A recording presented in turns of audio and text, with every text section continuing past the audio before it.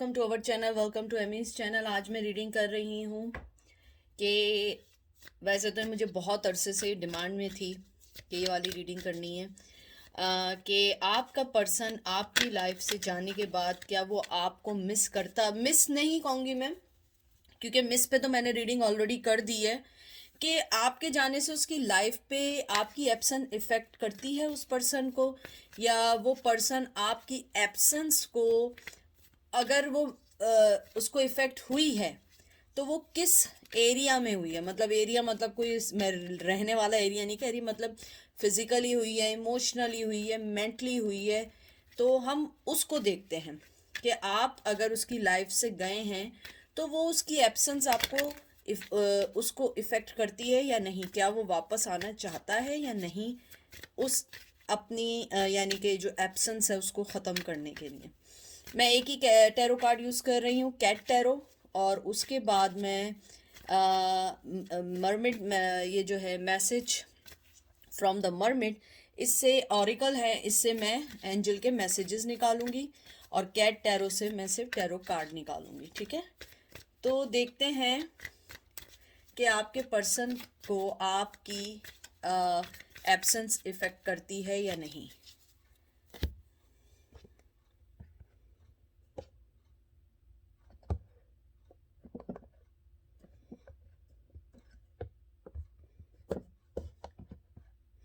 पहला कार्ड आपका आया है 7 ऑफ पेंटिकल, मैं उसको भी सही करूंगी। फिर आया है 6 ऑफ सोर्ड्स, जिम्नाई लिब्रा एक्वेरियस। फिर आया है 2 ऑफ सोर्ड्स, जिम्नाई लिब्रा एक्वेरियस। फिर आया है queen of cup, cancer Scorpio Pisces. और फिर आया है नाइट ऑफ सोर्ड्स। मुझे लगता है कि पहले मैं एक सारे कार्ड सही कर दूं। जो लोग मुझे सदियों से जानते हैं वो जानते हैं कि मुझे बहुत इफेक्ट करता है कि अगर कार्ड्स जो है ना वो सही ना रखे हुए हों। अब आप लोगों को थोड़े से इसको यूं मूव करते हैं ताकि कार्ड्स पे अच्छे से नज़र पड़े।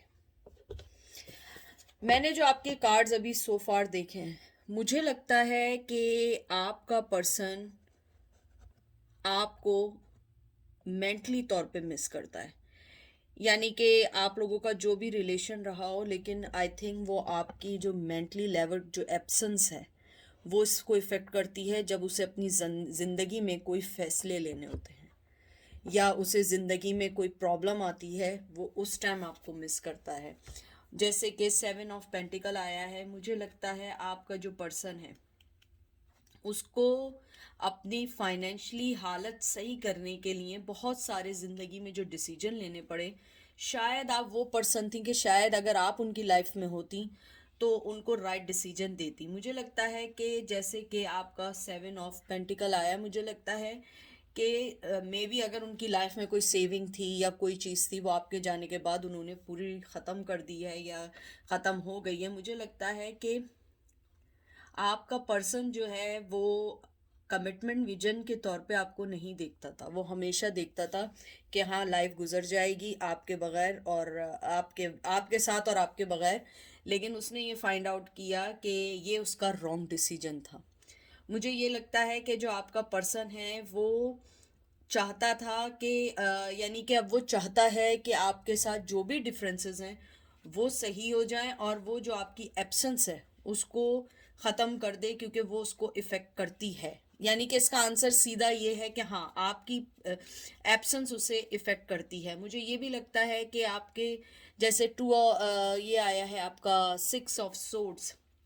मुझे लगता है कि आपका जो पर्सन है वो अपने आप को बहुत लो फील करता है। वो आपके बगैर अपनी लाइफ में बड़ा रफ उसे फील होता है। उसे लगता है कि वो लाइफ में बहुत रफ सिचुएशन से गुजर रहा है और उसे किसी समझदार यानी पार्टनर से ज़्यादा आप उसका शायद एक अच्छा दोस्त हो, चाहे मेल हो फीमेल हो, जेंडर स्पेसिफिक नहीं है, मेल टू फीमेल भी हो सकता है।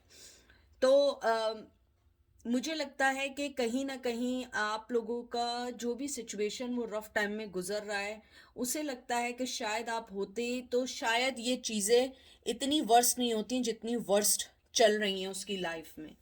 मुझे ये भी लगता है कि आपका पर्सन चाहता है कि आपको वो नेक्स्ट फेज में लेके जाए। शायद अगर वो आपके साथ कमिटमेंट में नहीं था तो वो आपको कमिटमेंट देना चाहता है अब, और अगर कमिटमेंट में था और शादी नहीं की थी तो वो शादी करना चाहता है अब। और अगर आप लोगों की डिवोर्स हो गई, आपकी शादी हुई थी और डिवोर्स्ड हो गई, वो शायद इस बात को रिग्रेट करता है कि काश मैं वो वक्त वापस ले लेता, क्योंकि मुझे लगता है कि वो अपनी लाइफ में बहुत डिफ़िकल्ट सिचुएशन से गुजर रहे हैं। मुझे ये भी लगता है कि जो आपका जो पर्सन है वो एक तरीके से कहते हैं ना कि वो उस मेंटली स्पेस में चला गया है या मेंटली लेवल पे चला गया है जहाँ पे उसे अपनी फीलिंग्स स्टक लगती हैं। क्योंकि देखें, आपने जो रेगुलर टैरो में देखा होगा, 2 ऑफ सोर्ड्स जो होता है उसमें आंखों में पट्टी होती है और 2 हाथों में तलवारें या सोर्ड्स होती हैं।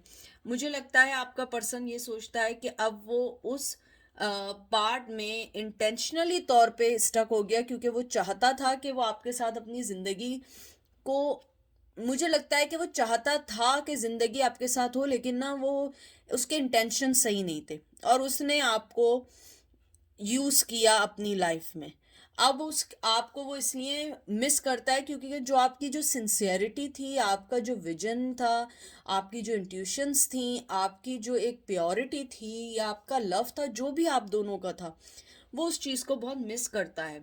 और मिस से ज़्यादा आपकी एब्सेंस उसको इफ़ेक्ट करती है बहुत ज़्यादा।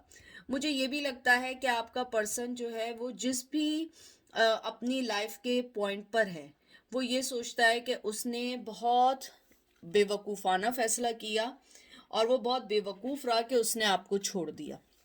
उसके बाद क्वीन ऑफ कप आया है। मुझे लगता है आप बहुत मोहब्बत करने वाली थी, आप सिंबलाइज करती थी एक अच्छी लाइफ को, ब्लेसिंग्स को, पॉजिटिविटी को, अबंडेंस को, कंफर्ट जोन को, यानी कि जो चीज़ है, काइंडनेस, लव, हर चीज़ आपके पास थी, कंपैशन आपके पास था।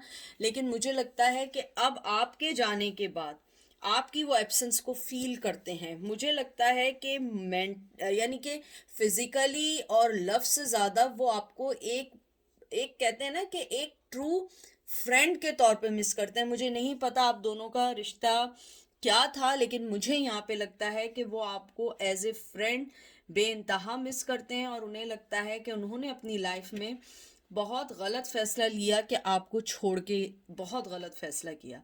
फिर उसके बाद आपका आया है नाइट ऑफ सोर्ड्स।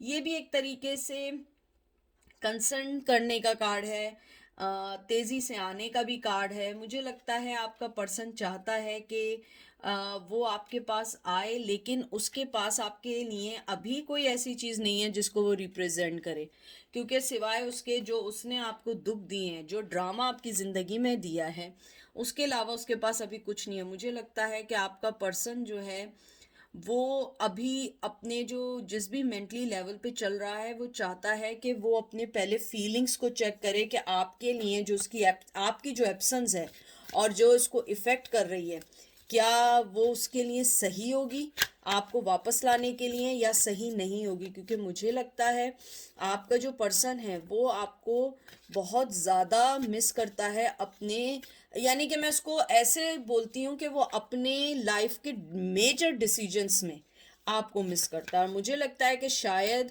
पहले वो ये नहीं समझता था, मे भी हो सकता है, या नहीं समझती थी।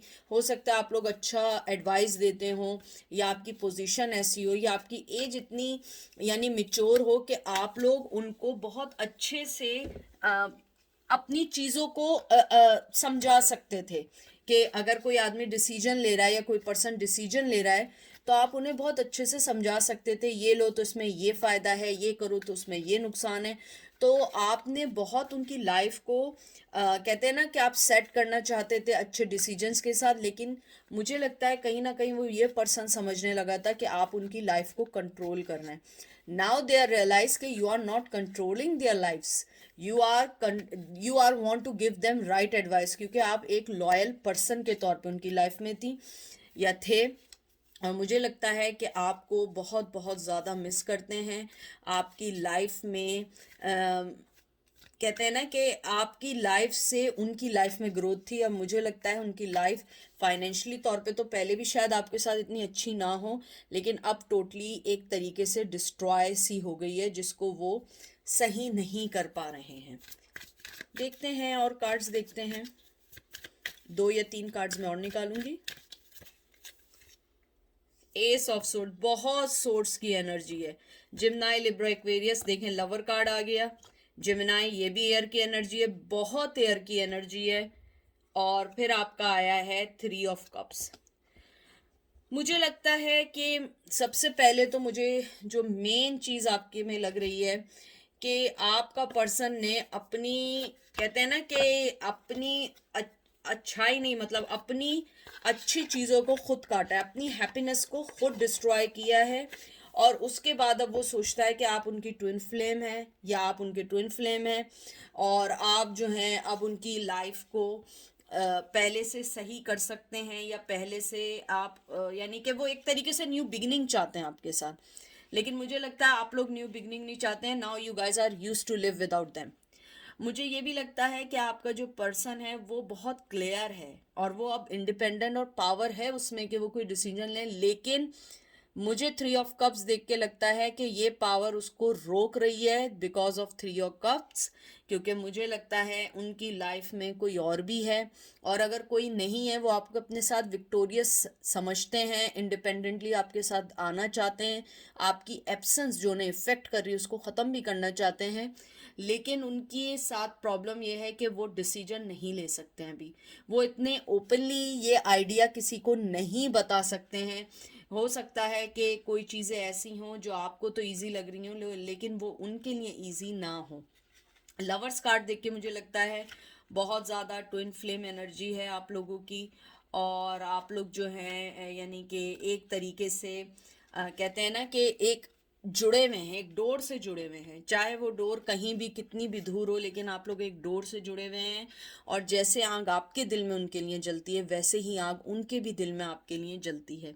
मुझे ये भी लगता है कि आपके पर्सन को लगता है कि ये एब्सेंस उनको इनसाइड से डिस्ट्रॉय कर रही है, लेकिन उनके साथ मसला ये है कि वो कोई डिसीजन नहीं ले सकते बिकॉज ऑफ 3 ऑफ कप्स। मुझे लगता है कि आपका जो पर्सन है वो एक वैसे तो 3 नंबर मैजिक नंबर होता है, क्योंकि ये नंबर करता है balance between strength, justice and temperance. यानी कि ये इस जो 3 ऑफ कप्स होता है ये हमेशा 3 चीज़ों को बैलेंस करता है। मैं फिर रिपीट कर रही हूँ, करता है एक आपकी ताकत को, एक आपके इंसाफ करने को, और एक टेम्परेंस को।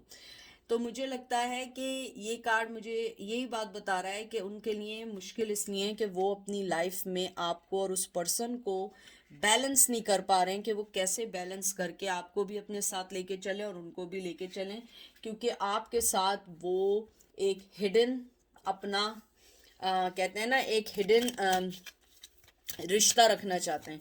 लेकिन अगर मैं अपना आउटकम देखूं, जो मेरा टॉपिक है कि आपकी एब्सेंस उन्हें इफ़ेक्ट कर रही है, यस आपकी एब्सेंस उन्हें बहुत इफ़ेक्ट करती है, और वो उस चीज़ को भी सही करना चाहते हैं, लेकिन अभी नहीं है वो राइट टाइम।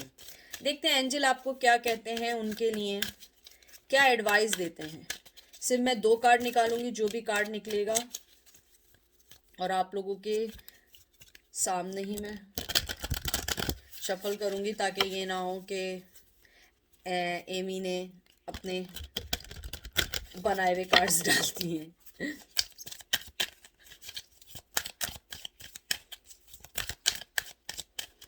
तो पहला कार्ड आपका आया है जेंटलनेस, दूसरा है कम्युनिकेशन।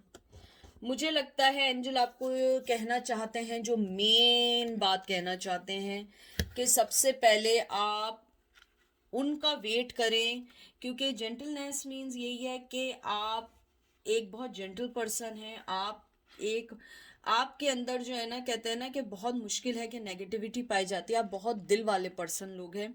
तो आप लोग जो हैं अपने आप को अभी उस सिचुएशन में ना डालें जिस सिचुएशन में वो खुद सही नहीं है, ना तो आप उसको अप्रोच करें। अगर वो खुद अपनी लाइफ में सेटिस्फाई नहीं है, वो खुद किसी चीज़ से लड़ रहा है, तो आपकी प्रेजेंस और एब्सेंस उसे कुछ भी कहे, वो चीज़ मैटर नहीं करती जब तक कोई पर्सन कहते हैं ना स्टेप ना ले। और मुझे लगता है ये एक टफ लव है। टफ लव मुझे पता है लोग पूछेंगे, कुछ लोगों को नहीं पता होगा। टफ लव मतलब ये है कि मोहब्बत है, दोनों तरफ है, आ, बता नहीं सकते हैं, फ्लेक्सिबिलिटी नहीं है और साथ नहीं हो सकते हैं।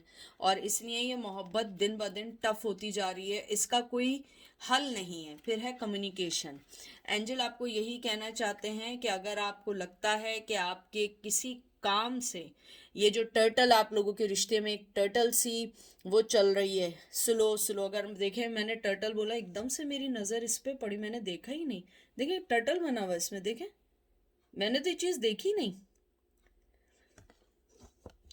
मुझे लगता है कि आपका रिश्ता जो एक बहुत स्लो पेस में चल रहा है, आप फ़ोन उठाएं, बात करें और उनसे उस चीज़ का खुद ही पूछ लें कि आप क्या चाहते हैं अपनी लाइफ से, मेरी लाइफ से, आपको क्या चाहिए, मैं क्या ऐसा करूं कि आप मेरी लाइफ में आ जाएं। अगर आप उनके बगैर नहीं रह पा रहे हैं, और अगर आप उनके बगैर रह पा रहे हैं, तो आई थिंक सो कि you have to wait for them. क्योंकि मुझे लगता है कि आपकी सेल्फ रिस्पेक्ट भी आपको खूबसूरत पर्सन बनाती है। क्योंकि सेल्फ रिस्पेक्ट जो होती है वो हमेशा सामने वाले को बताती है कि आप कोई ऐसे वैसे नहीं है, आपके भी डिसीजन है। आपके डिसीजन लेने से मैं आपकी नहीं हो सकती जब तक मैं अपनी लाइफ में डिसीजन ना लूँ कि मुझे आपके साथ रहना। तो ये थी आज की रीडिंग। आई होप आपको पसंद आई होगी। ख्याल रखिएगा, दुआ में याद रखिएगा। Take care, bye.